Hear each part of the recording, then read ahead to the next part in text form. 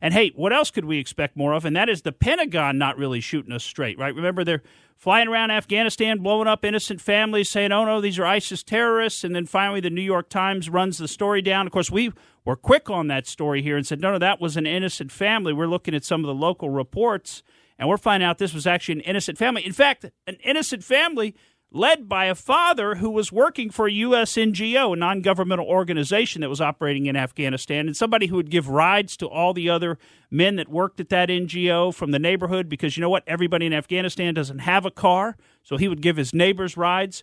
They would have to go to work to fill up their water bottles, remember, just so they had clean water at home. They could fill those off the spigot at work, and that's what they were doing. They were filling their water bottles at the spigot at work, and the geniuses in the Pentagon decided, hey, they're obviously making a bomb down there filling up those water bottles.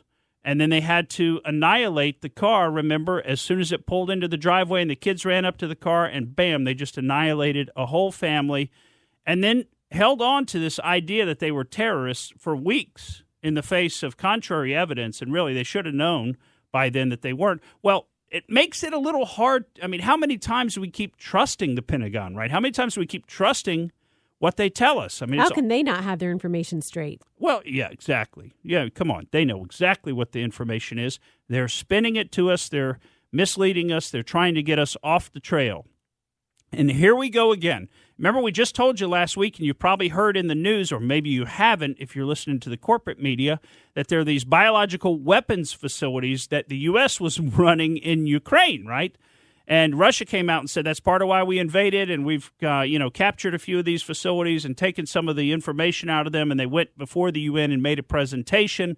And, of course, the U.S. media, the corporate media in particular, says, oh, this is all lies. This is Vladimir Putin. You're a tool of Putin if you want to talk about something like this. Well, okay, of course, now the information drips and drabs out. Now the Pentagon is admitting, okay, well, listen, we had biological weapons facilities over there, but they weren't offensive facilities. See, that's important. So Deborah Rosenbaum, the Assistant Secretary of Defense for Nuclear, Chemical, and Biological Defense Programs, comes out and says unequivocally, I can say to you unequivocally, there are no offensive biological weapons in the Ukraine laboratories that the United States has been involved with. See, anytime these folks say anything, you have to parse the language very carefully.